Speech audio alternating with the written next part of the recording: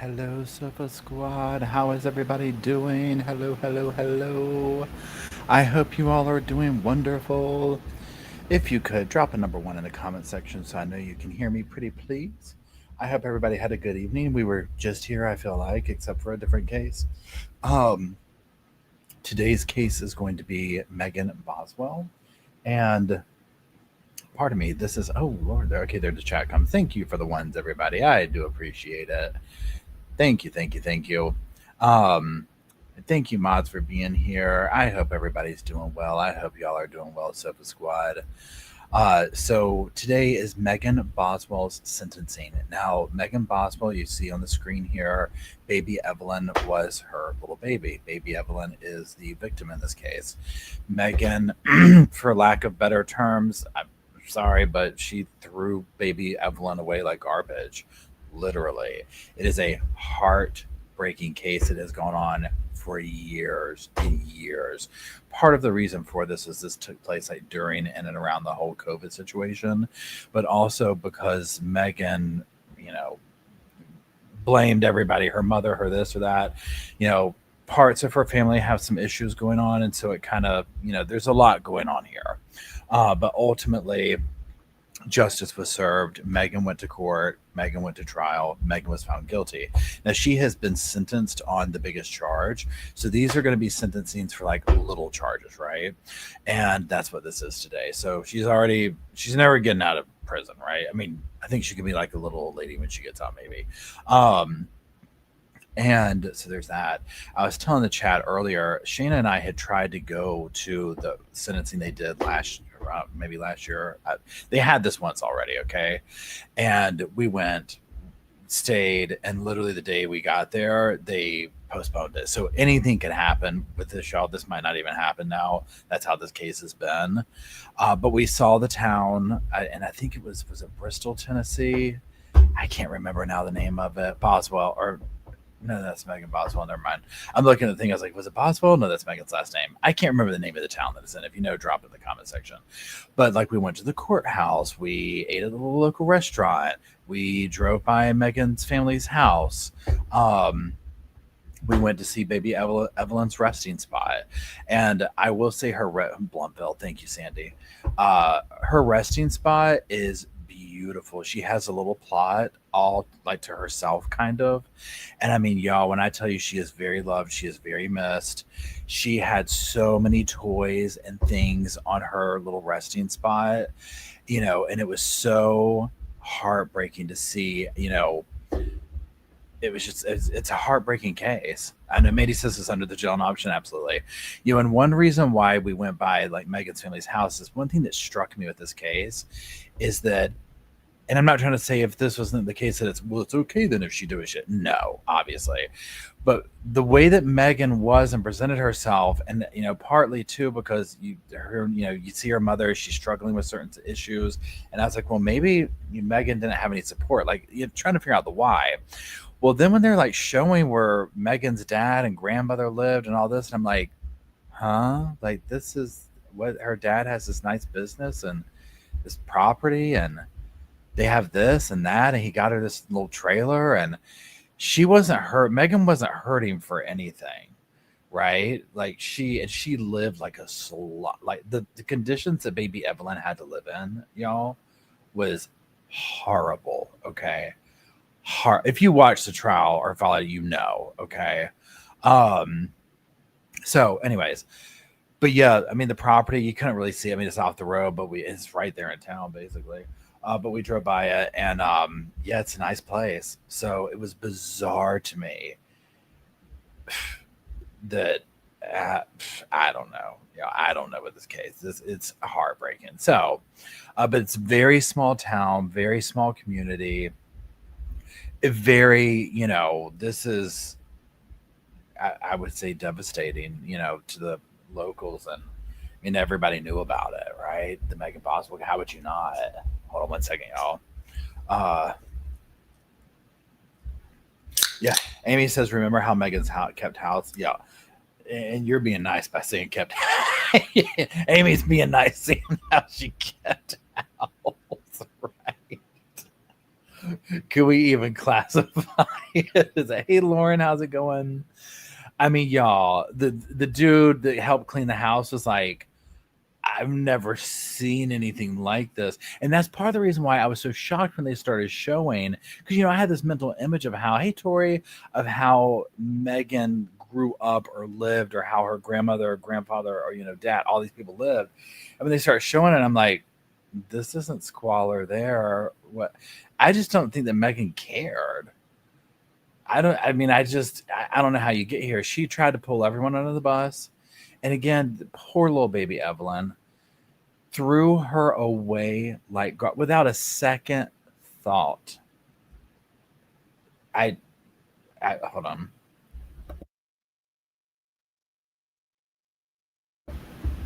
Yeah, Ginger says, I remember the pictures. I could smell it through my screen. Absolutely. Right. Just. And yeah, Brenda asked, was she on drugs? That's the other thing. Yeah, I don't think she was on drugs. That's the whole thing where it's like, hey, Jackie, how's it going?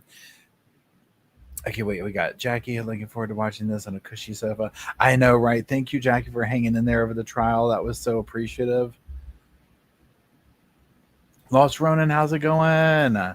I'm way out here in the country delivering y'all's Amazon. Oh, cool. Thank you for getting our packages to us, Lost Ronan. I hope everything's good in your neck of the woods. We got beautiful weather up here. You see, I feel like she had to be on drugs too, right? There's just no excuse for it. And the people who like grew up with her and stuff like that took the stand were just like, yeah, she just. I mean, and I think definitely Megan. I think baby Evelyn was, how do you say it, a hindrance. I think baby Evelyn was a trinket, was a Facebook post. You know what I'm saying? But then when it was like, oh, this is a real living person that needs stuff and you have to do things with her, that's when it got like, eh. And yeah, Luna says, I think she was just lazy. I think that's a huge part of it. Yeah, Florence as a prop. Exactly. Luke, what's going on, buddy? They are wound up today, y'all. Wound up today. Oh no, Jackie says I'll be sending you a final summary. Where'd Jackie go? Of things from the headline. Wait, hold on. Where'd you go? Hold on. Please hold. Probably tonight. Oh, cool, Jackie. I appreciate it. Thank you, thank you, thank you. Yeah, Michelle asked if baby Evelyn was alive. I believe she was alive, but I can't 100% remember if they couldn't 100% say yes or no. But I felt like she was. But again, I'm not. If somebody else remembers more accurately, drop it in the comments. I felt like she was. I think one thing that happened is Megan met this dude. Remember how Megan tried to like low key blame every dude that she was with?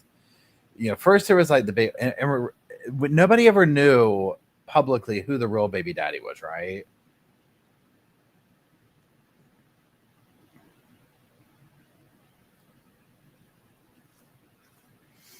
And so she tried to blame the dude that thought he was the baby daddy, the dude that was like in Texas or something in the military army or whatever he was in. And then and I'm just going to call him the rich dude. Now, one of the people that we met at a restaurant, the waitress, I think, the little local diner or whatever, she thought that he had something to do with it, the rich boyfriend, because basically she was like, his dad got him into that mental hospital right before trial, so he didn't have to what do you call it, testify or whatever. Oh, thanks, Addie. I appreciate the super chat. Now, how accurate that is, I do not know. This is just a conversation we had with the waitress at the diner we ate at there locally. Because my understanding was that I don't know what was up with that. But if you remember, she tried to say that he rolled over on the baby or something like that, alluded to that. I can't even remember the details now. But she tried to play it off on some level. And he had checked into some kind of like a mental hospital or some psychiatric situation, and the dad testified for him. Okay, Megan worked at their restaurant, which is no longer open. And so Megan probably looked at him as like, wow, okay, like, holy McMoly, this dude can take care of me, but I have this kid. She's got to go. Okay. Now, I'm not local there, so I don't know.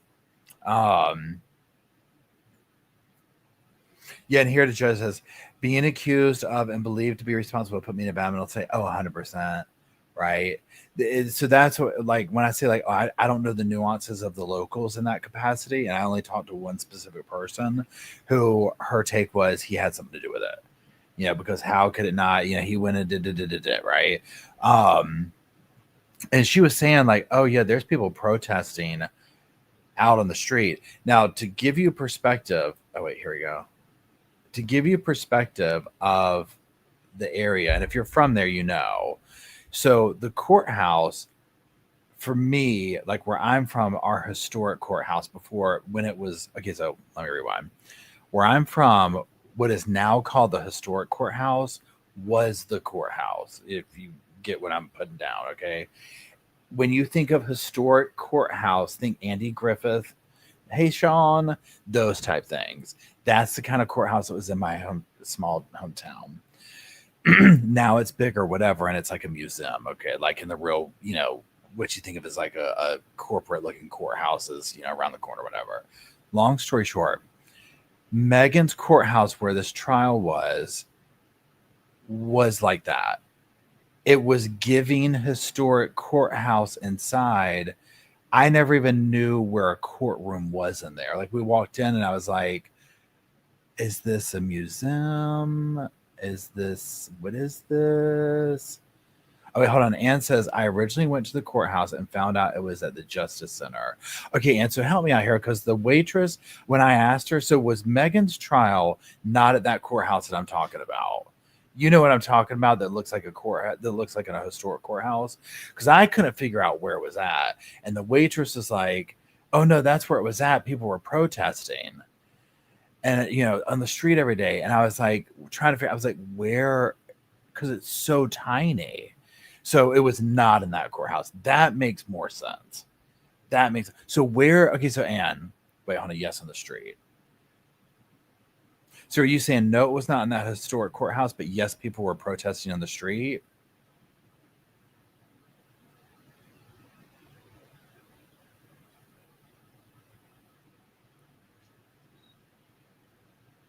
I've got 1,000 questions for Anne now, because this literally threw me, y'all. Like trying to figure out where this was. I know there's a huge distance about a mile. Okay. Then this answers questions. They were protesting at the Justice. Okay. So she was talking about the waitress. See, I don't know how much then I'm going to hold water with that. Or, I'm trying to say with her statements, because the historic courthouse, which looks like, if you look at some of Megan's interviews, where she was in some of the interviews, because I was like, well, this is the courthouse, this is where she was at, but inside I was like, there's no way, there's not even a courtroom. I was like, this is like a museum, and that street is very cute there. It has like this museum-y stuff around there, so that makes total sense. See, I would have been in the wrong place.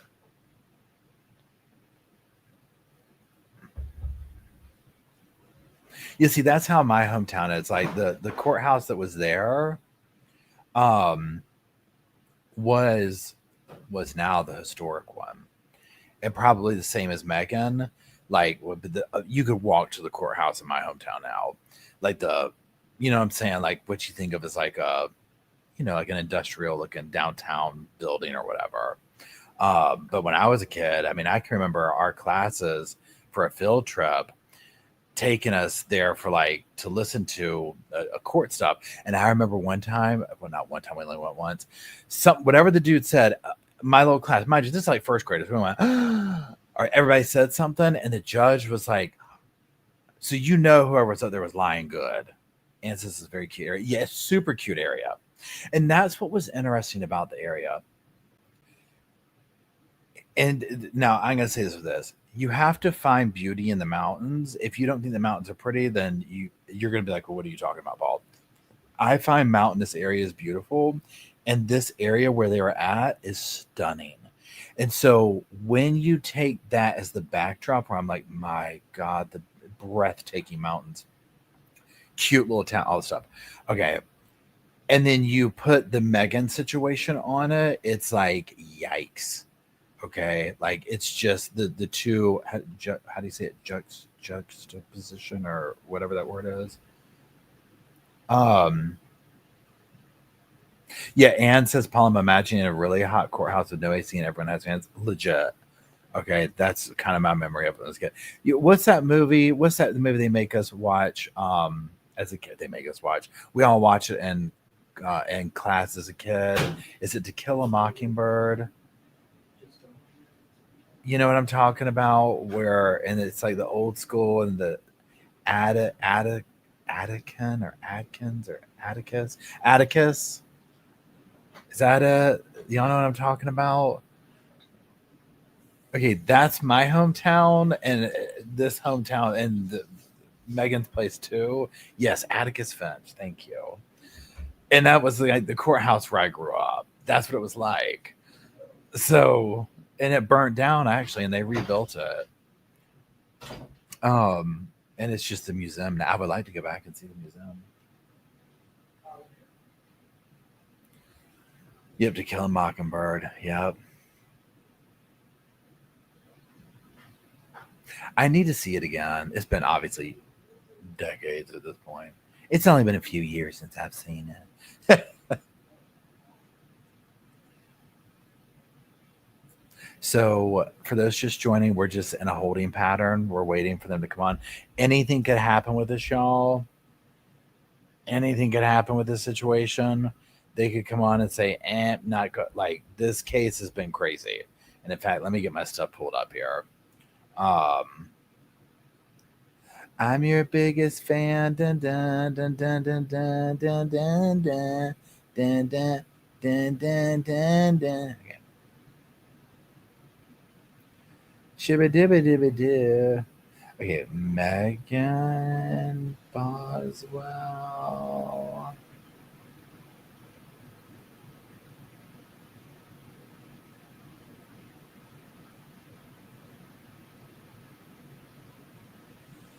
Latest. Let's see here.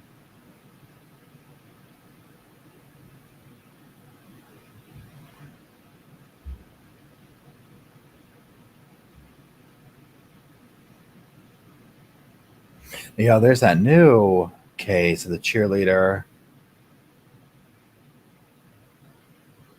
Oh, let's see what this is.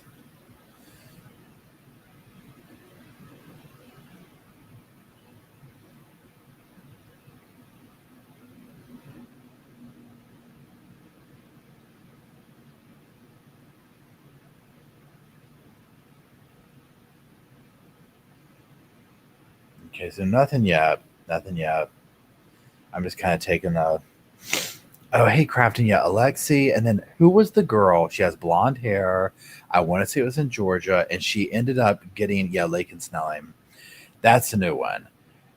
She ended up getting, the only thing she got was abuse of a corpse. And the murder charges and all that got dropped. And it was a big thing. I cannot believe I can't remember her name. But literally was so similar, y'all.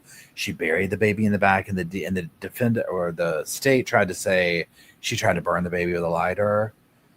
And she was like, huh? In the interview, Skylar, thank you. Skylar Richardson. Thank you. Skylar Richardson. Here's the thing that's tricky with that case. And literally so identical to this, y'all. Okay.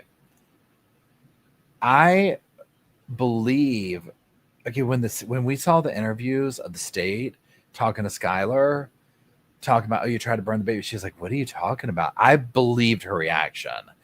I think that the state trumped up a lot of the charges coming after her, like with the burning and the this and that, whatever. And that blew a lot of the state's case against her, like to where it was like one of the few instances where I think a jury, now let's be honest too, you remember they put Skylar in that big chair and had her looking very whatever. And then unfortunately, I don't even know if I should say unfortunately, when people saw a glimpse of what Skylar's home life was like with her mother, I think people were like, there's a lot of issues here, right? There's a lot of issues here with the mother and the images and keeping up appearances and all that stuff. And so I'll be curious to see what goes down with Lakin because it's the same. It's like I mean, little Miss Cheerleader, this, that, and the other. Although people at school are saying she's a horrible nightmare. And I don't know if people said that about Skylar.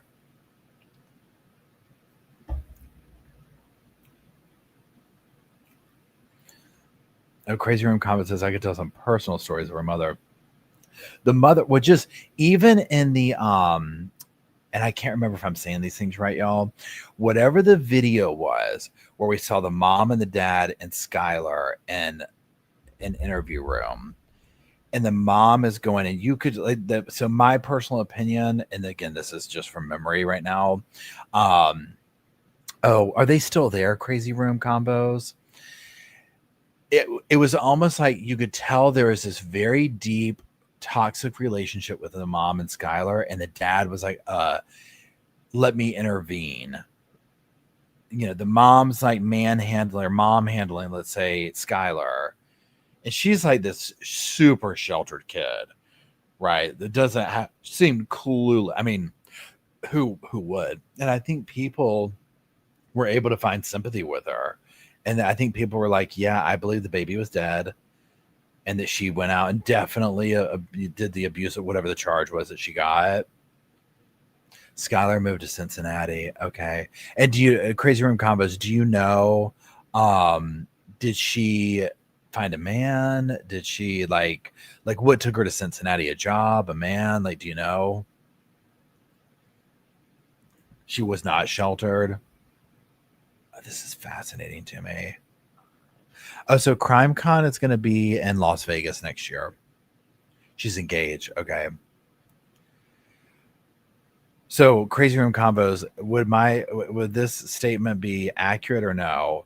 Um, the best thing she can do is to get away from her home, like start a life somewhere new, get away from her mother. I don't know if the dad's toxic too.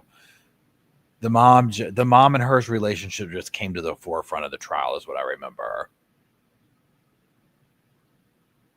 So yeah, it's going to be next year. I'm sorry. It's going to be in May of next year, and it's going to be in Las Vegas.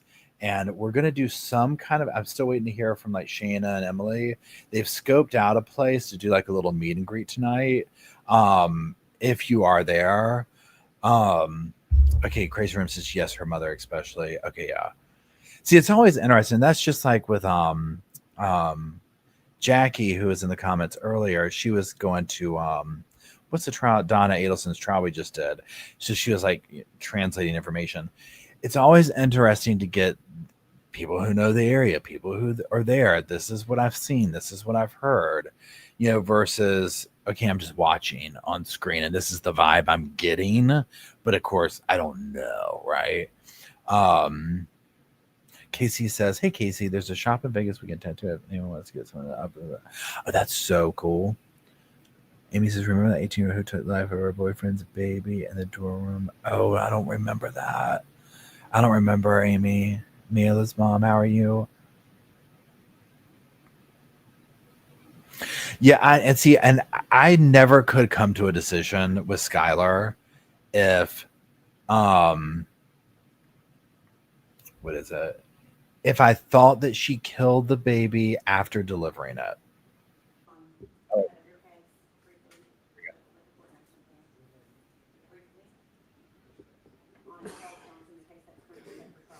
oh my God, crazy! I'm sorry. Crazy. What is your vibe on Skylar before all this happened? Was she nice? Was she mean? Was she like?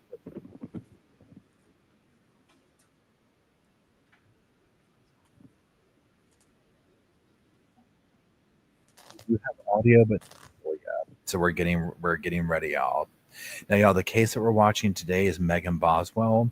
Megan Boswell threw away and killed her baby Evelyn, who you see on the screen.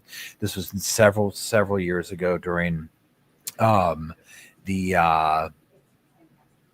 superficially the girl. Okay, cool. Thank you for all the information, Crazy Room Combos. Um, this was during the COVID era, and so this case got put off and put off and put off, and it took them a while to find the body. Not a while, but you know what I'm saying. Um, she's been sentenced on the big murder charges. She's getting sentenced to lesser charges today, and this has gone on for a bit. It got postponed, like I said earlier. We tried to go to the last sentencing. Okay, here we go. I'm gonna be quiet now.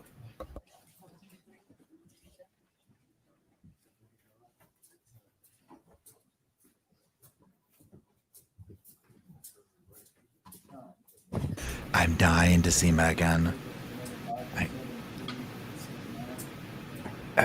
Here she is.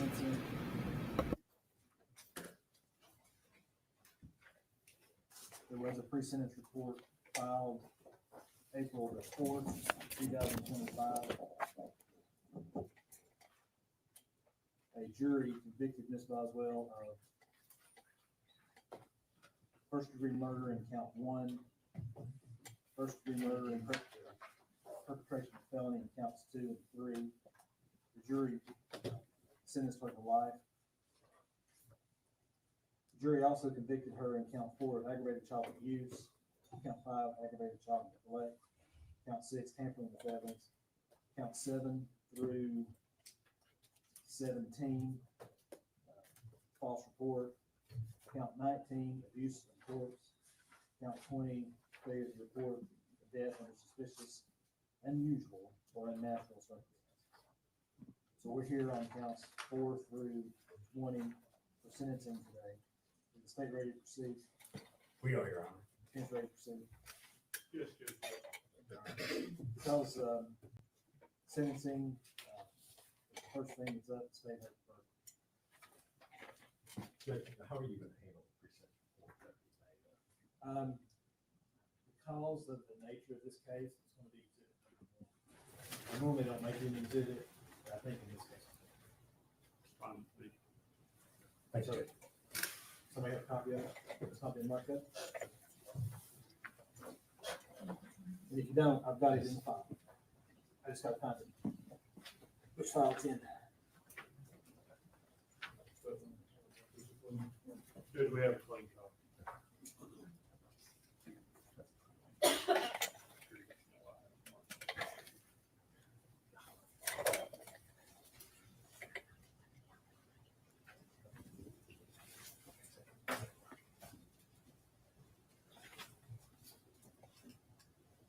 General, the state have any proof? Yes, Your Honor, the state would call Sheriff Jeff Cassidy.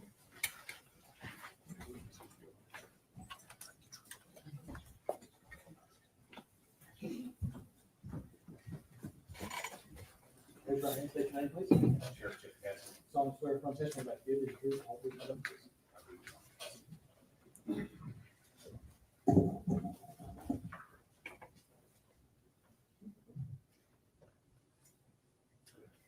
Tell the court your name and where you're employed. Jeff Cassidy, Sheriff of Sullivan County Sheriff's Office. And how long have you been with the sheriff's office? Been with them a total of 29 years. This is my 7th year as sheriff. Okay, and so that means you were sheriff in 2020 during the time of this investigation, is that Yes. right? Yes, ma'am.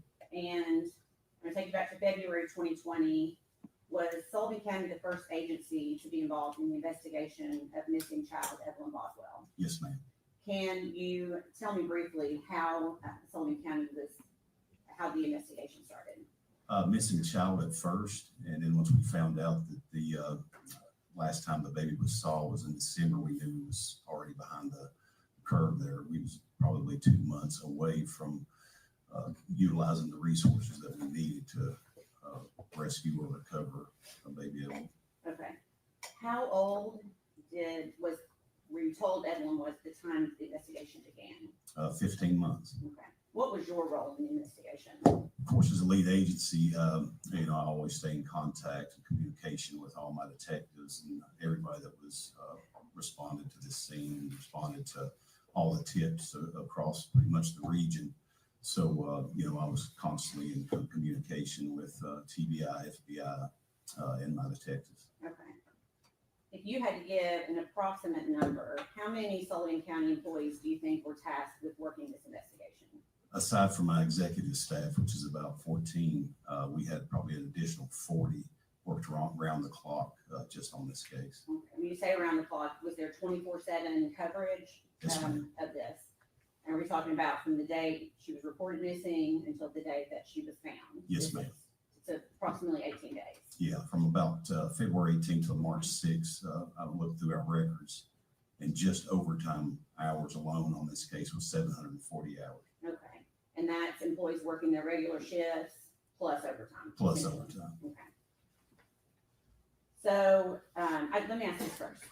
Did Sullivan County end up requesting the assistance from other agencies?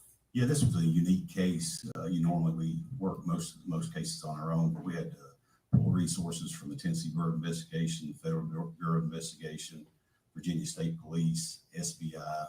What is the SBI? State Bureau of Investigation, and then we had Tennessee Wildlife Resource Agency, and then multiple local regional jurisdictions up in North Carolina and other states in Middle Tennessee. Okay. And is that essentially from following tips that were coming in? Yeah, anything that came through, we followed every lead, try to look into everything that was brought to the VCC, which is the Virtual Command Center through Tennessee Bureau of Investigation. And is the virtual command center, that's where the tips would come in to decide how to then send them back out to be investigated? Yes, ma'am. Okay. With these different agencies and with Sullivan County, what types of resources were you able to, what did you utilize to try to find this baby? We utilized every resource that I've ever even been involved in that was at our disposal. I mean, we took jets to different places to expedite the finding of any type of information that may lead to the recovery of Evelyn. We utilized everything the TBI and FBI provided us with, just anything that was at our disposal. We probably used more resources for this than anything I can ever remember. We know that one of the stories, false reports that the defendant gave was that a person by the name of Ethan Perry had Evelyn. What did you have to do in regards to following that lead? What resources were used? Yeah, he was in the military in Louisiana, from what I remember, and we had to send some detectives up there as well. Okay. And we know another story that she gave was that she kept hinting at Mendota, Virginia, over and over. Is that a lead that you also use resources to follow? Yeah, United States Marshal, I left that out. United States Marshals helped us out on that one in Mendota. Okay. She also told you that Angela Boswell, her mother, had Evelyn at some point. Did you follow that lead? Yes, we worked extensively on that one. We thought that she may have had custody of baby Boswell, so we that went into North Carolina, and I think the dive team went into the ponds over there as well. Okay. So in preparation for today's hearing, you were asked to review Sullivan County records regarding this investigation, is that right?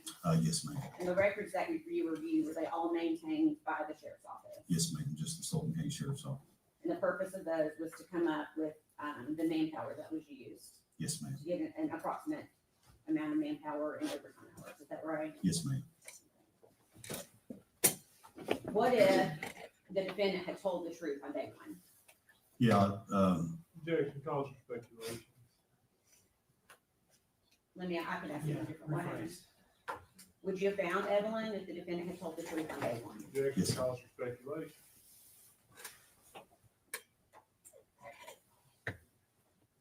Sustained. Yeah, you need to rephrase it. Too long.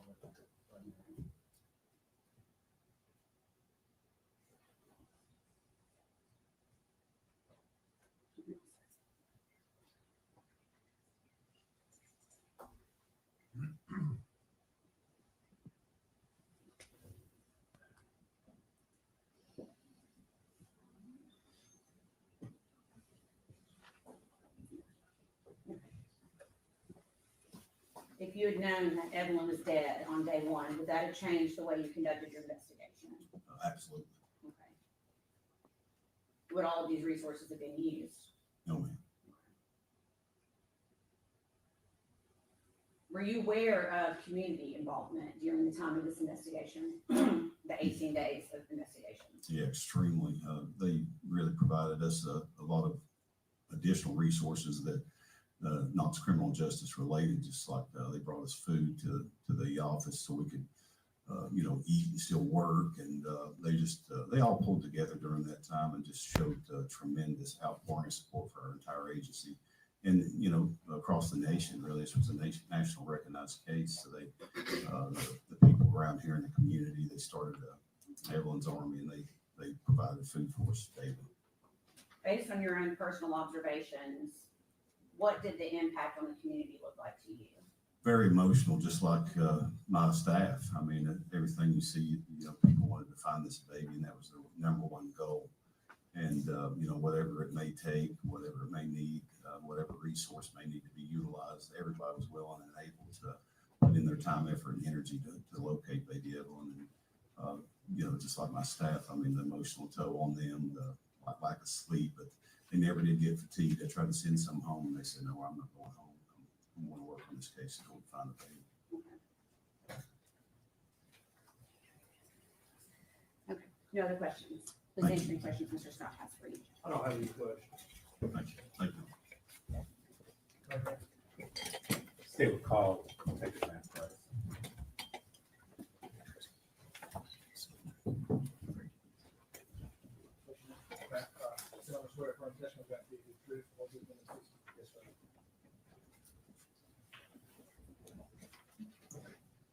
You're Matt Price, is that correct? Yes, sir. What is your position at the sheriff's department?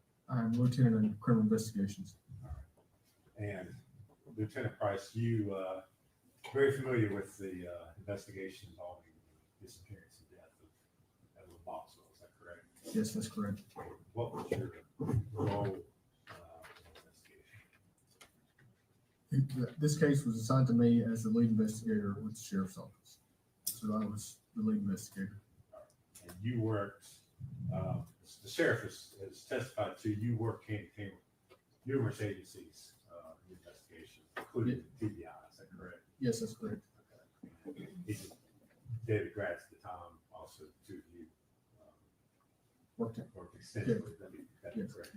You familiar with the evidence that was collected in the case, the discovery of the body of the victim, Evelyn Boswell? Yes.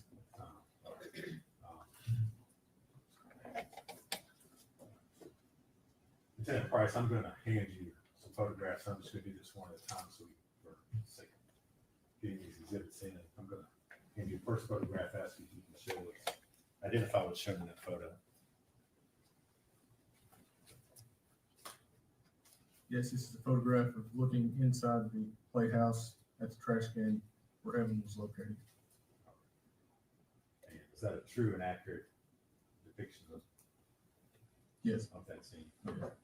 Judge, we would move to make that exhibit number one for this hearing, two, I'm sorry. And I don't know if it's helpful, but that is what the trial was introduced as exhibit number 15. If that's helpful or would create confusion. Two.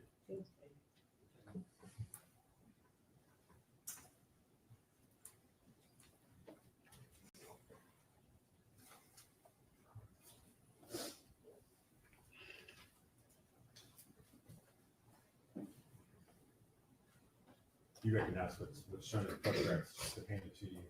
Yes, I do. What is that? Again, this is looking inside the playhouse at the trash can after the one of the bags had been moved off the top. Okay. Is there anything of significance that you see as you look at the trash can itself? Yes, it appears that the items inside the trash can have been compressed. Judge, we would move to make that exhibit 3 for this hearing. Okay.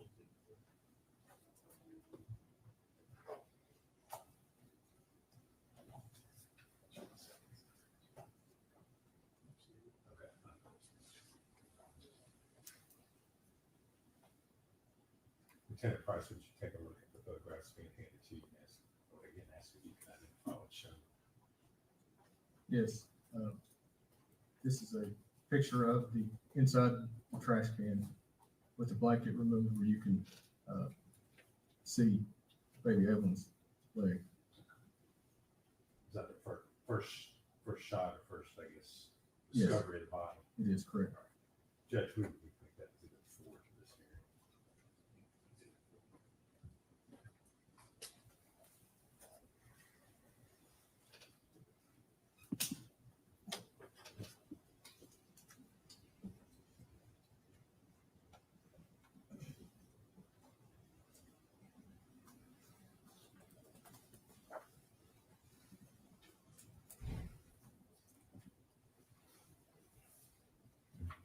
You recognize what's shown in that photograph? Yes. What is it? This is the trash bag that was inside the trash can where baby Evan was located, and also the child is with the aluminum foil and the blanket is laying beside the trash bag. So the body has been removed from the trash. Correct. bag. The body's been removed from the trash bag. It's in the trash bag with trash in it. Baby Evan was laying there wrapped in blankets and aluminum foil wrapped around her. Judge, we would move to make that exhibit 5 to this hearing.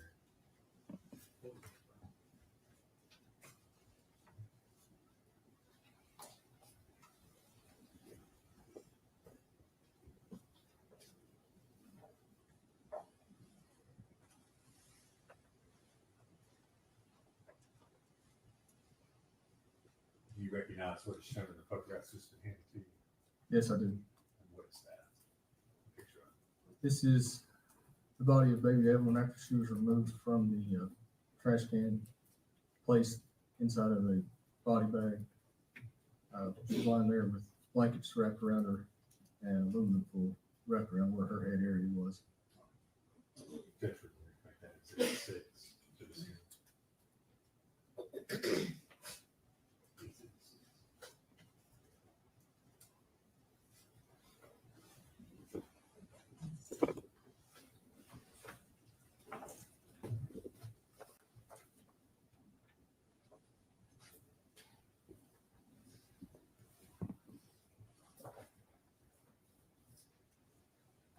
You recognize the photo that's just been handed to you? Yes, I do. What is shown in that photo? And this is baby Evelyn laying in, still wrapped in blankets laying on a body bag, with her arm exposed, showing the onesie that she was wearing. Is that photo, one of the photos that was taken at the time the body was recovered? It is correct. Judge, we would move to make that exhibit 7 to this hearing.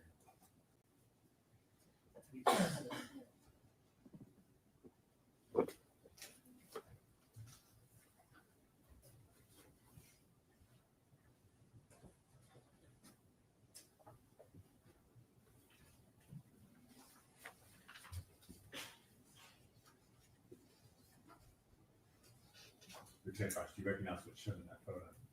Yes, I do. What is that?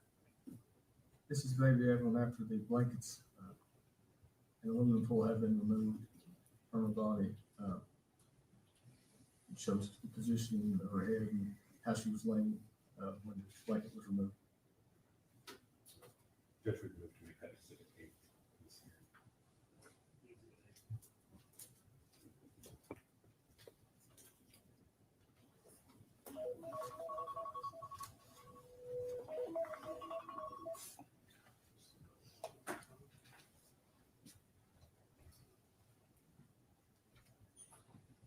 Finally, Lieutenant Price, we need one more photo asking you to identify that photograph, please. Yes, I can. This is a picture of Evelyn, one of the last known pictures. We know that when she was alive. Judge, we could make that exhibit number 9 to this hearing.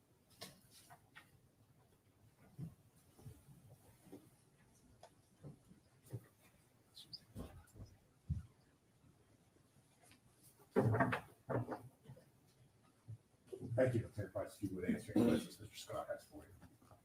No questions, Judge.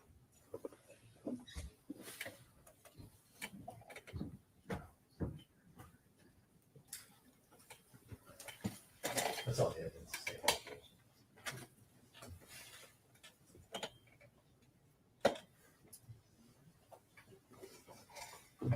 Judge, Judge Boswell would like to make an allocution.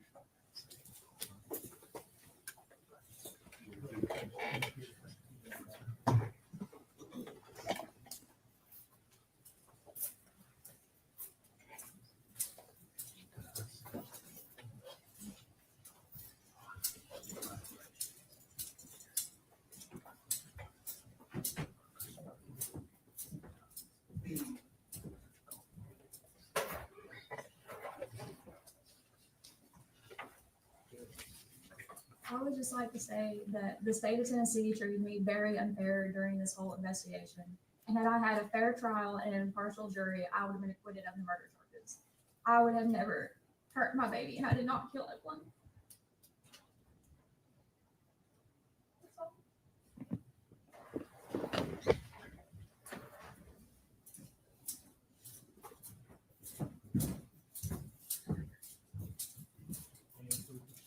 No, sir. I'm sorry.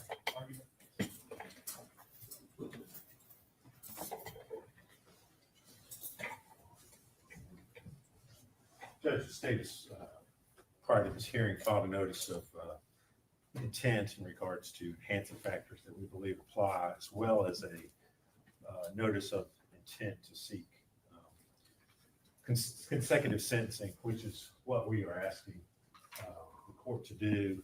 And we believe, based upon the seriousness of the offense, as well as the fact that Ms.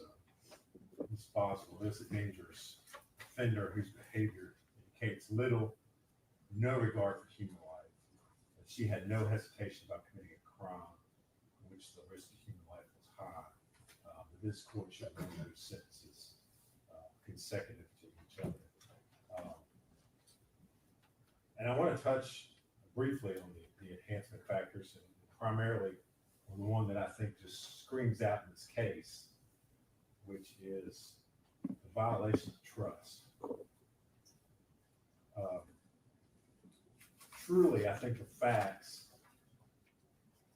that were involved in this case, and the court, of course, consider everything that was presented and that came in at trial, as well as the photographs that have been introduced to the sentencing hearing, which again, those were all part of the trial evidence as well.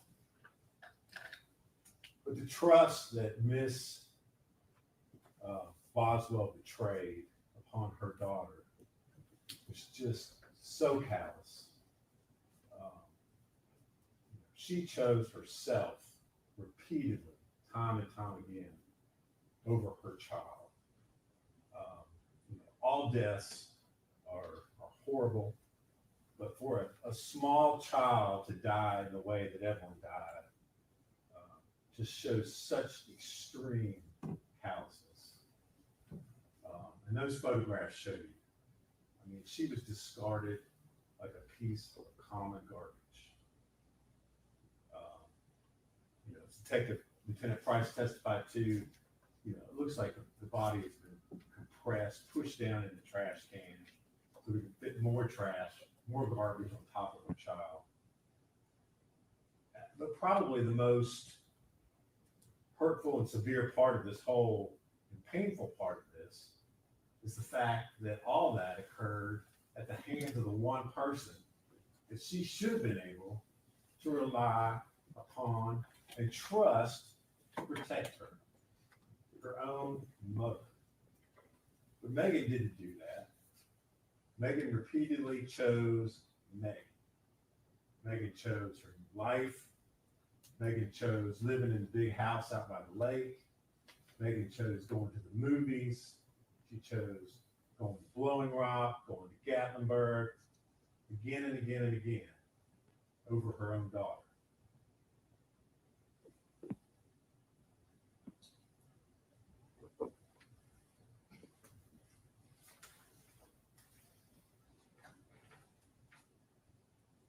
In order for the court to find that the defendant was a dangerous offender and apply consecutive sentencing, there are two things that the case law has said the court has to find. One is that it relates to the severity of the crime. I can think of nothing that would be any easier than to relate consecutive sentencing to the facts of this case and what Ms. Boswell did. I mean, not only did she murder her own child and then go about her own life, but then once law enforcement was finally brought into the case, not because of her, not because she did anything, but because it finally got reported by her dad. Well, then she manipulates law enforcement, it manipulates the community by continuing to lie over and over and over again, causing extraordinary resources to have to be involved for weeks trying to find this child in the hopes that she's alive. And then even after that, even after she finally coughs up the fact that her child is dead, she continues to lie about not knowing where she is. When all along, she's sitting there stuffed upside down in a trash can in her childhood playhouse. So I think it's very easy for this court to find that the severity of this crime and her suffocating her own child, putting her in a trash can, and then repeatedly lying about it to cover it up relates to the severity of the crime. The second finding this court has to make is that it was necessary that consecutive sentencing was necessary to protect the public from further crimes. And provided the court, as well as Mr. Scott, with the case of State v. Taylor, which was a case in which a small child had been beaten to death. And then the mother basically delayed in calling 911, which eventually resulted in the child dying because she didn't receive any medical attention. And the court in that case found that the dangerous offender classification was satisfied because the defendant had demonstrated extreme callousness towards the health and welfare of the victim, and the results were fatal. Well, Judge, I really, it does not get any more callous than what the defendant did in this case.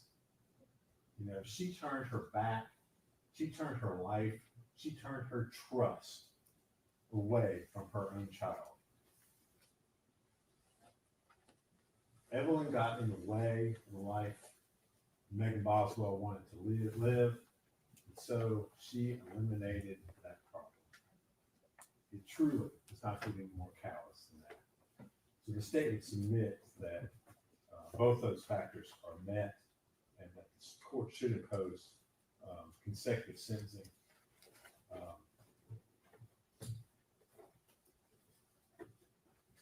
I've already touched on the element as far as trust being involved in the enhancing factor. And then sitting here listening to Ms. Boswell's rather brief allocution, I think it's also right for the court to consider the fact that she sits here today in this courtroom still having absolutely no remorse and taking no responsibility for the death of her child. Once again, she wants to make all of us victims in the case, make herself a victim. Sheriff's office, I guess, should be issuing an apology to her for the way she's just been unfairly treated during this whole process. Judge, Miss Boswell was not treated unfairly. Her child was treated unfairly. Her 15-month-old child never had a chance because of the one person who should have protected her.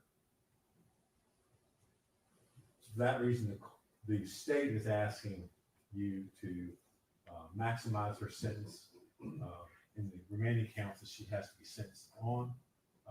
And we would ask that they be run consecutive, Judge. Thank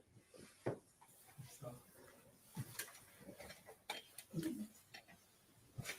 Judge, I guess I'll try to address this in several through Mr. Harper did maybe in the back of his fashion. Ms. Boswell had no prior criminal history when this case started, when the investigation started. some point, she was convicted of a reckless driving, B misdemeanor in Washington County, I think in February of 2020. That's the only criminal history she comes to this court. She's been in jail since she was 18 years old. She will be in jail if this court were to sentence her at the low end of everything, not run consecutive. She'll be in jail until she's 69 years old. So the court then has to determine, is she, at that point, is she gonna be a threat to society? Society needs to be protected from 69-year-old Megan Boswell.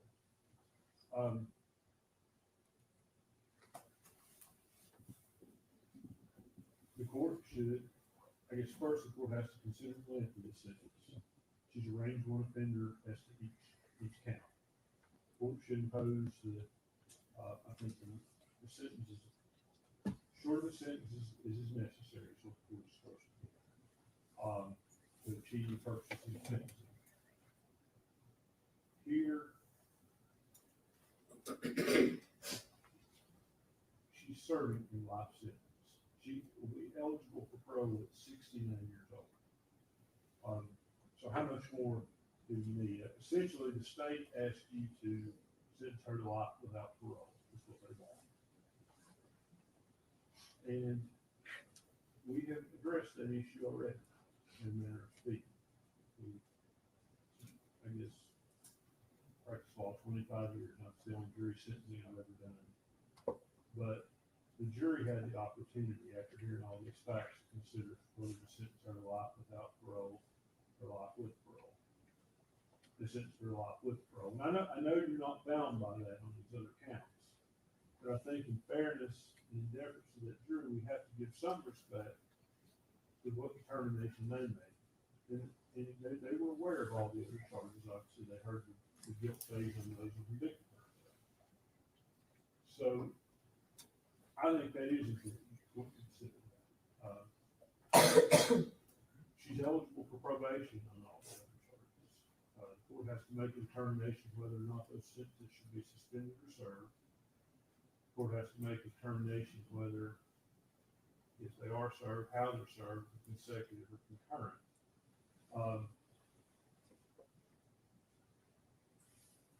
As it relates to the dangerous offender who society has to be protected from,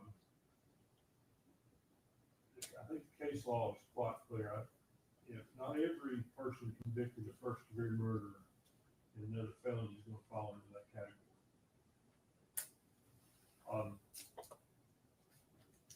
Normally, in a lot of the cases you see multiple victims, multiple acts. Here, all those things kind of go together. And I guess the other thing we have to talk about is what counts merged together in this sentence. I would suggest that the murder counts merged together for one count. That the child abuse and child neglect counts should merge. And that all of the following false reports should merge. Because I sent a case to you yesterday.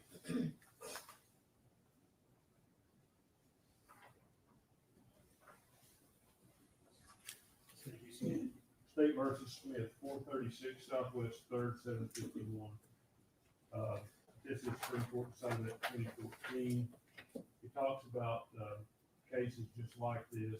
Each of these cases, these interviews were basically a continuation of the other interviews. And based on the rule of leniency, the court found that even though in that case interviews were made over multiple days with different officers, just in this case that they had to merge. And that's what I think should happen here, is all those counts should merge.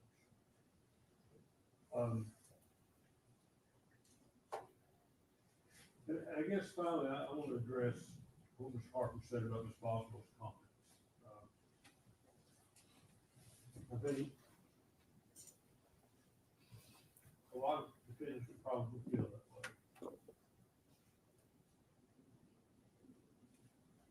But I think she's entitled to maintain her defense. She doesn't have to come in here for purposes of sentencing and somehow take responsibility. The law doesn't require that. That's not one of the factors in consider for consecutive sentencing. That's not one of the factors to consider for length of sentence. The defendant has a right to maintain their innocence, and to hold that against them and somehow sentence them to more jail time because they come in here and say, I did it. That violates due process. It violates the right to trial by jury, the right to appeal. So I would suggest to the court that the appropriate sentence here should be bottom end of the range. The sentences should run concurrent. And ultimately, she should be left with a chance of parole when she's 69 years old, however that is structured.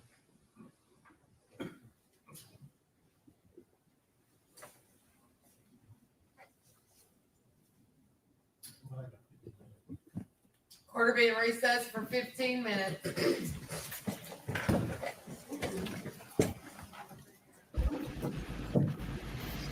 Incoming Paul voice. Incoming Paul voice.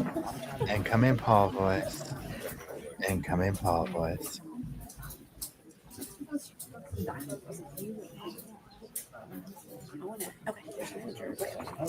My phone rang.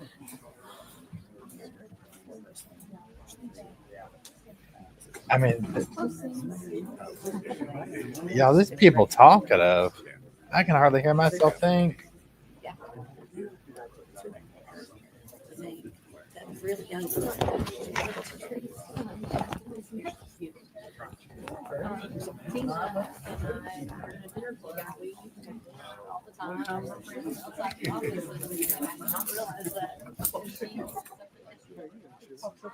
I'm desperately trying to hear what they say.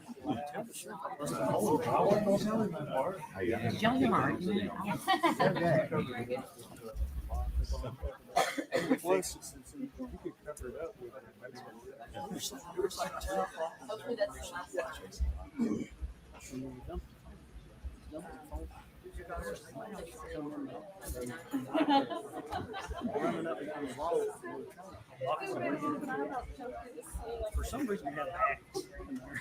Oh my goodness. So I took it. And it drowned the place with it. You had a spot here. And when I did, the mouse running, the axe went through the wall. I got a video. Oh, I love to see it. It's all right. Okay. You, sir? Everybody's got a video. The funny part is when we all start laughing. I know, nothing incriminating. It's fixed. Keeping that one over when I leave. It was just, it was like a wood strip. Yeah, yeah. Really nice. Yeah, got the legs. Yeah. Yeah, well, whatever. Go careful. It's like 2 o'clock morning. Yeah. Yeah, that was something else. I forgot about that. Okay, so hold on. Please hold. Just Joe, I don't know if you're in the chat room. Hold on, let me get back. Wait, hold on. Let me do this first. I'm trying to figure out what time Megan goes there. Okay, so 18:13. Please hold. Call is important. Please hold.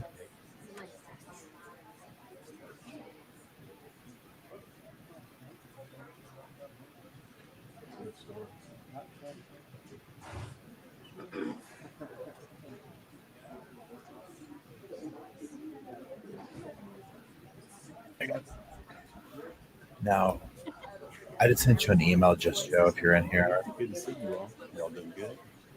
Y'all doing good? Hold on, I'm gonna mute them for a second, y'all. Question.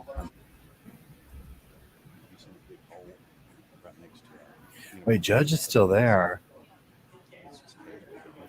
Judge is like, yeah, boys, go on, bring everybody back in here. We don't need 15 for this. I don't know why y'all said 15. We don't need it for this case, boys. Okay, now here's how this gonna go.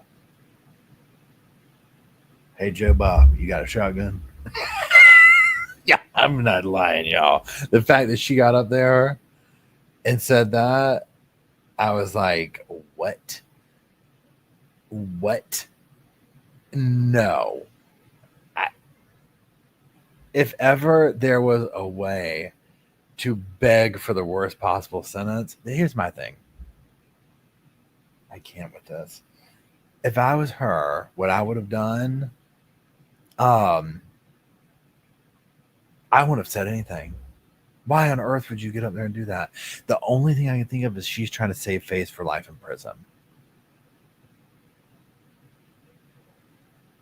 You see what I'm saying? Like, because some of these cases, it's almost like they're trying to save their tails in prison.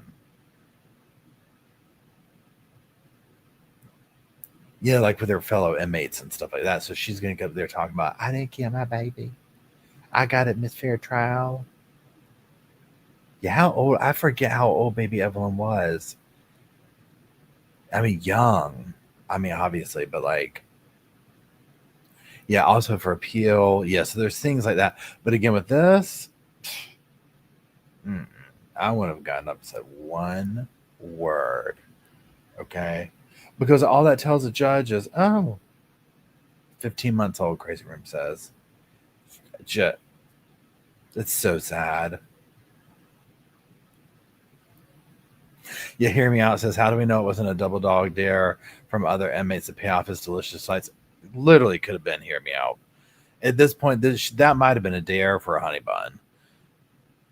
Girl, I bet you won't get up there and say that you got an unfair trial. Watch, I'm going to do it. I bet you won't. What you want to bet? I'll bet you my honey bun this Friday. Two honey buns, and I'll get up there and say I'm innocent and I got an unfair trial. And I'll even cry. Throw in a soup and I'll cry. You better believe she marched up there. You better believe she marched up there. She's putting in that work. She's getting that. I wouldn't have said anything because clearly the judge is going to sit here and say, no, you haven't even started to, what's it called? Like accountability or anything like that. But like y'all said, she's got appeal. She's got this and that. She's not going to get up there and be like, Judge, you know what? I'm sorry for what I did. No, she's not going to do that. But again, I just would have been not said a thing because I didn't believe the fake crying. I mean, you heard her go there. Sorry. Okay, that's it, Judge. Honey, he was about ready to throw that trendy little orange notebook at you. I love that he has an orange laptop. Yeah, Barb says she hated her child. Why apologize? Literally. Can you imagine if the judge said that to her? Why say you're sorry now? Yes, Letitia Stouch. Now there's a name. Ugh. Man, that monster.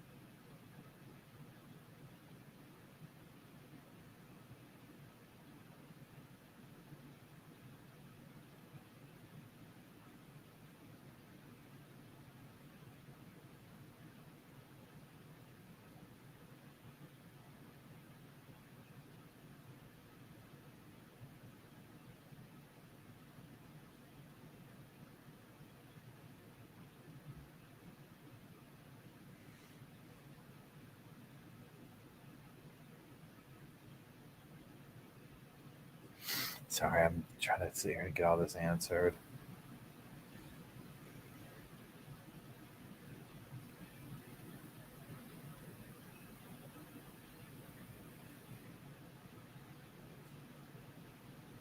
Wait, hold on, y'all.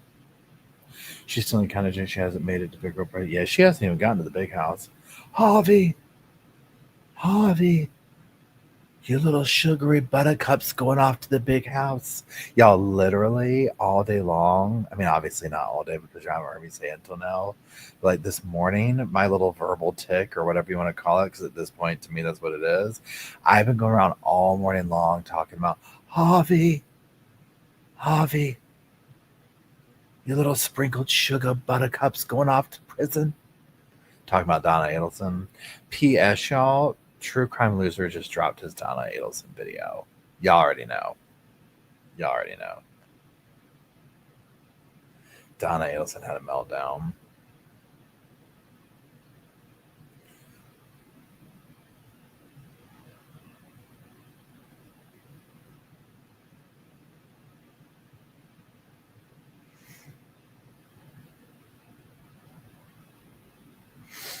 Javi, but yesterday when we were watching the stuff with that, so now we're switching real quick over to Donna Adelson. So much of what Donna was talking about, or her defense and stuff, they kept talking about powdered donuts and stuff. Y'all know I had to go out and get some pumpkin spice cookies when it was done with last night. I was like, they have talked me into pumpkin spice cookies.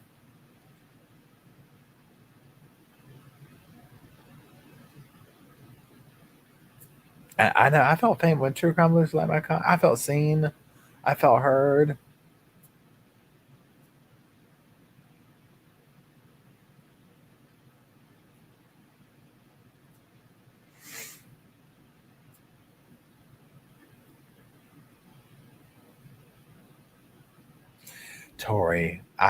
Tori says I got to try pumpkin spice something. Tori, we've got to get you on the bandwagon. Now I will admit it's a little overdone at this point. Thank you, Peachy Keen. Yeah, Donna didn't cry. Harvey, they're taking your little powdered buttercup.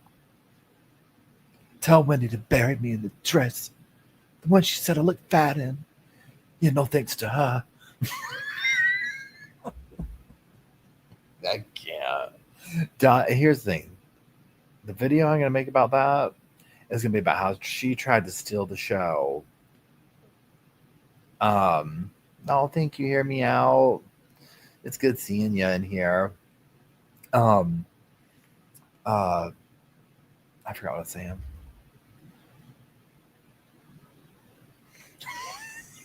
Amy says Javella is just going to the slammer.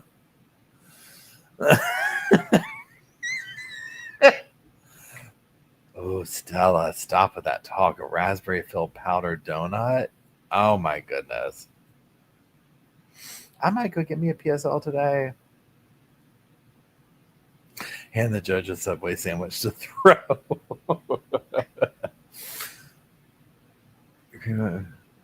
Oh, I've got the pumpkin spice creamer over here too, Florence.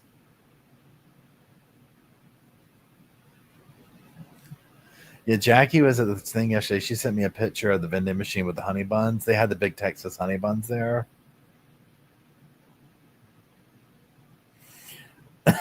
Tori said, I've just started reacting the same way she did, but at every minor inconvenience. My husband is planning my demise. I was already doing that. I can't get the pickle lid off. Oh, this is terrible. This isn't right. What's wrong? What's wrong? I can't get the pickle lid off. I'm going to start ending every sentence with, tell Wendy to bury me in the bar mitzvah dress. The one she said I looked fat in.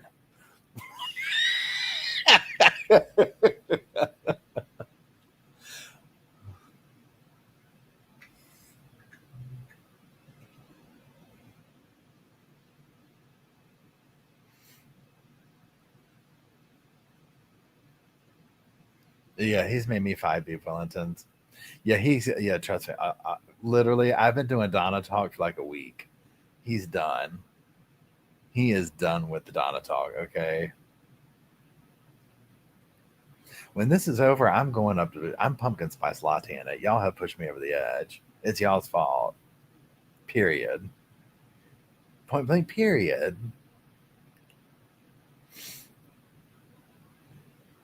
Yeah, I feel like Donna wanted to testify. I feel like she wanted to. And then the lawyers were like, absolutely not. It's the one decent thing we're going to do. You are not getting on that stand.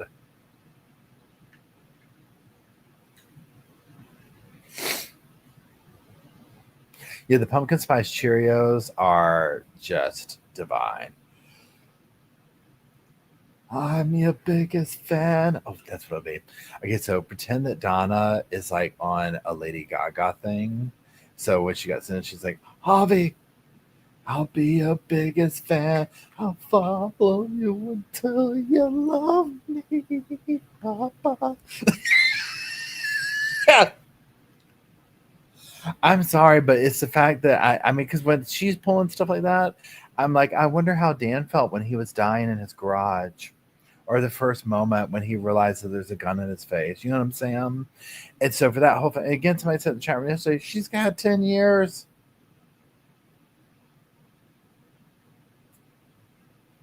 She's had 10 years to do all her stuff. Oh, wait, hold on.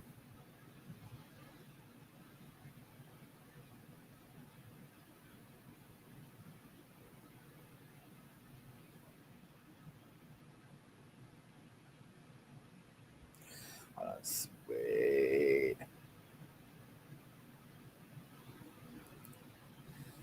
Javi, I'm going to the slammer. Javi, you hear me now? TV's for everybody in here, especially John number 3. Okay, she's sleeping with the fishes tonight, Javi. Your little sprinkled frosted flakes is going off, Javi. Oh my gosh. Judge is like, well, boys, it went ahead and got in on that. You know how they said you can't do prime no more to like another person's address? Okay, well, I've been curating my stuff here. So what I've done is, wow, I did listen to what Miss Megan said. I took it into consideration. But listen, you go ahead and order now your Christmas presents. You don't have to do that extra prime stuff. Wait, hold on. Judge, I think General Master is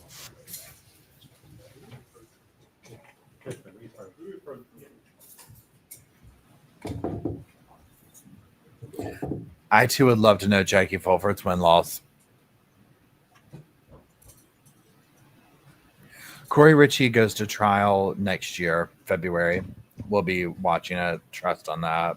That one's going to be off the hook. Go on, consecutive everything.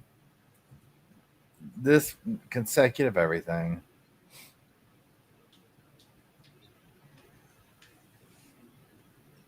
She's like, I love my baby. I didn't do nothing to her. No, honey.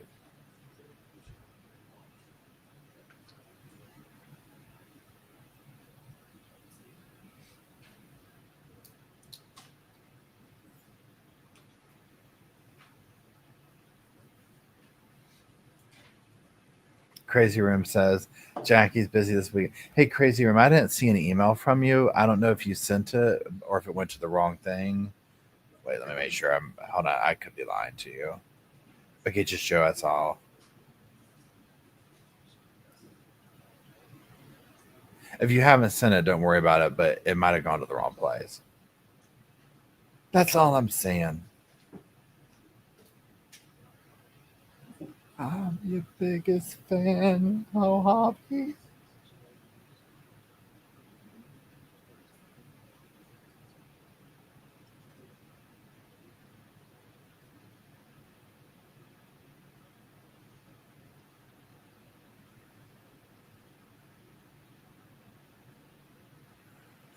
Hobby.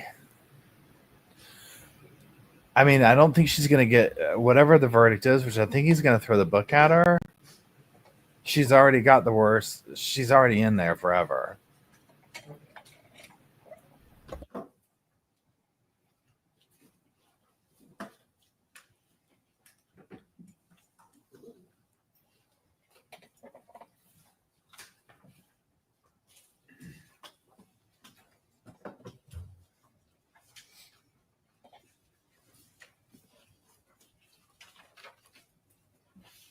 I can assure you this man would be glad to get her name out of his courtroom. I know I would be.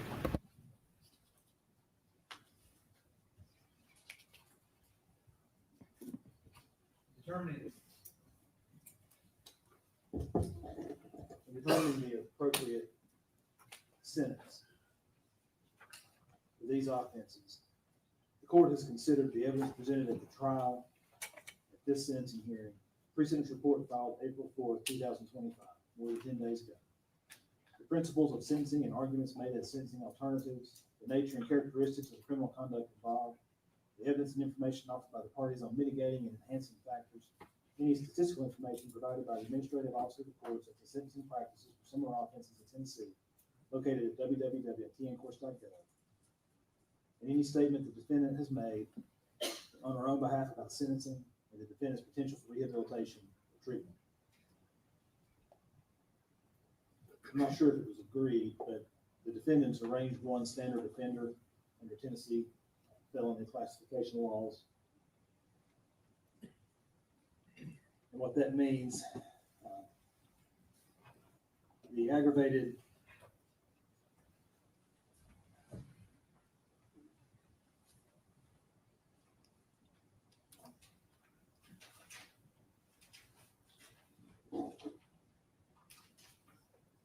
child abuse and neglect charges are Class A felonies, and as a range 1 offender, those would carry somewhere between 15 and 25 years. The tampering with evidence is a Class C felony. The range would be between 3 and 6 years. False reports are Class D felonies, with the range 1 being 2 to 4 years.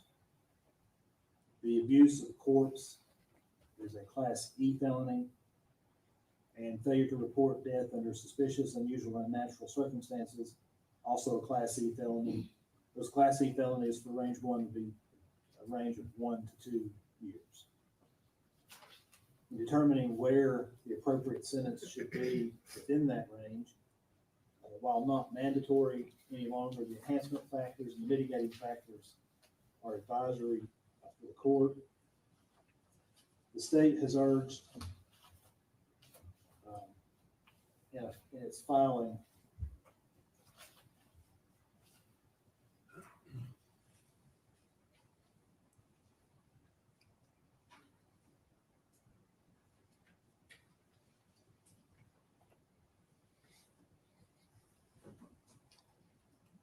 state's urged number 3, enhancing factor 3, that the offense involves more than one victim. I think the purposes of this case and all the proof that I heard, I can understand how that argument could be made, but I'm not going to find that enhancing factor number 3 applies.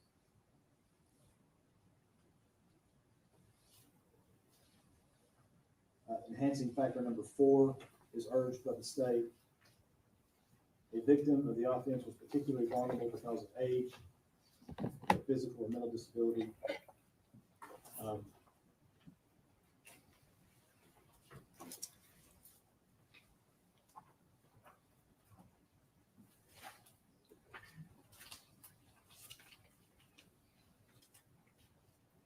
think that will apply.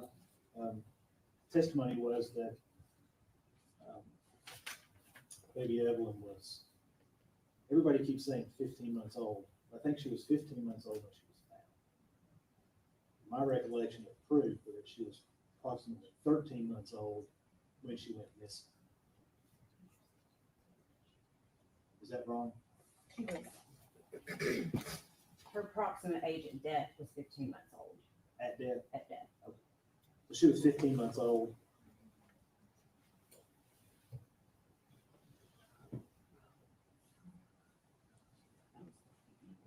It was 13 months old at death.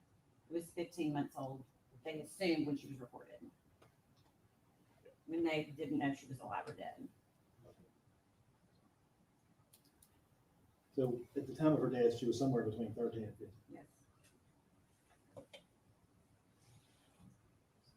The state has, the court accepts enhancing factor number 4. Number 5 is urged by the state. The defendant treated or allowed a victim to be treated with exceptional cruelty during the commission of the offense. I don't know, and I'm not going to sit here all day and regurgitate the facts from the 11-day trial. But thinking back on the proof that I heard, there can be no more cruel act than to stuff a 13 to 15-month-old baby wrapped in blankets and aluminum foil head first into the trash can. Especially when that 13 to 15-month-old baby is your baby. So the court accepts number 5. Number 6, the personal injuries inflicted upon or amount of damage to the property was particularly great. The court accepts number 6. There's no greater injury that you can inflict on another human being than death.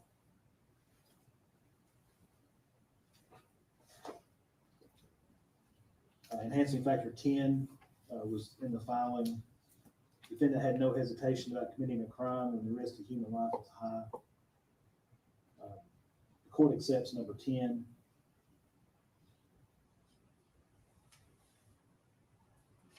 And then 14, the defendant abused a position of private trust.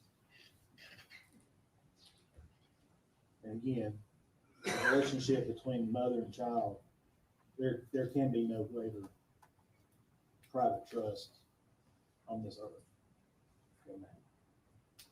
The court accepts number 14.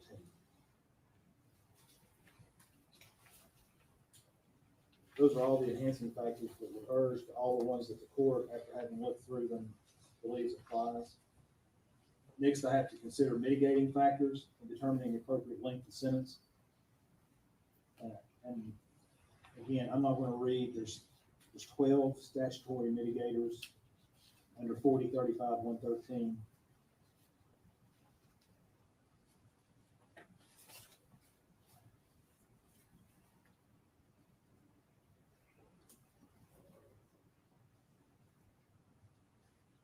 I'm not going to read all of these in.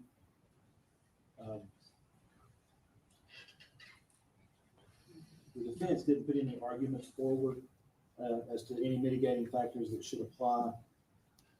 The court, though, is required on its own, after having read the pre-sentence report, heard the proof, to apply any factors I think are applicable. So there's at least one that could be applicable, and I'm going to talk about it for a moment. If the defendant, because of youth or old age, lacks substantial judgment in committing the offense, proof is that she was 18 when the killing occurred. But I also have to look at, so there's no question that she was a young adult. But I also have to look at all the other proof and circumstances surrounding the case. And it became very clear to the court upon hearing the evidence that the defendant, in her mind, saw a chance to lead a different life than what she thought she was going to be leading. And quite frankly, circumstantially, from all the proof, baby Evelyn was a stumbling block to leading that life. So she made the decision to remove that stumbling block. And because that's the tenor of the proof that this court heard, I reject mitigating factor number 6. She exercised judgment. It wasn't good judgment, but she exercised judgment in doing the things that she did.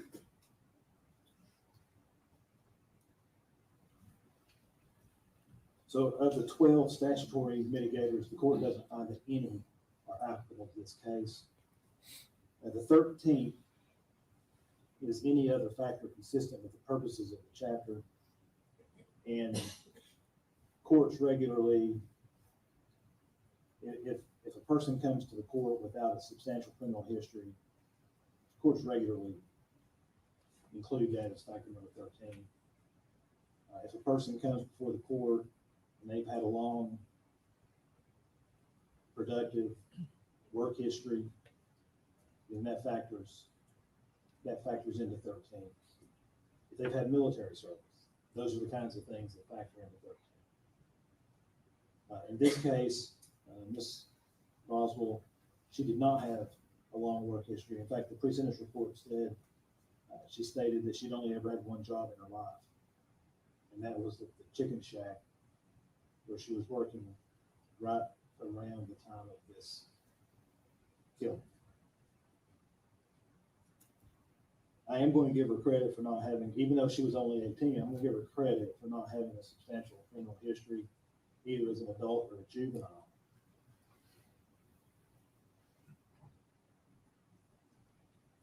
So,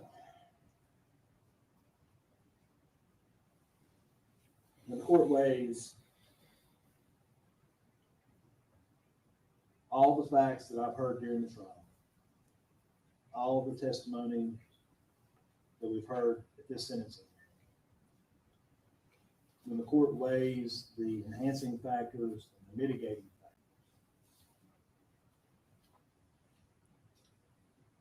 that's how I arrived at a verdict, or not a verdict, but a sentence.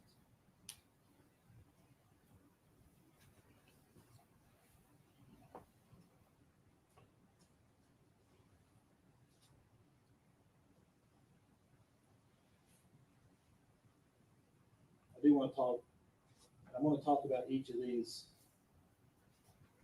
counts individually with regard to the enhancing factors. Because if an enhancing factor is part and parcel of a charge, then it can't be used as an enhancing.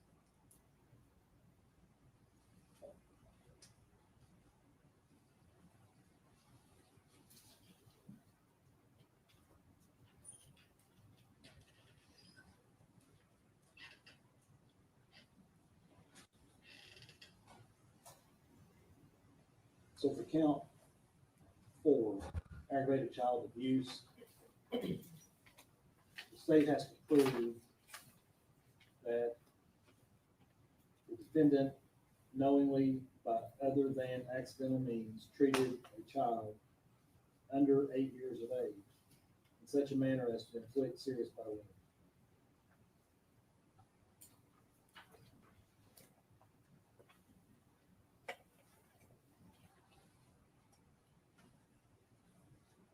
The court is of the opinion that number 4 still applies because of the tender age of the child at the time.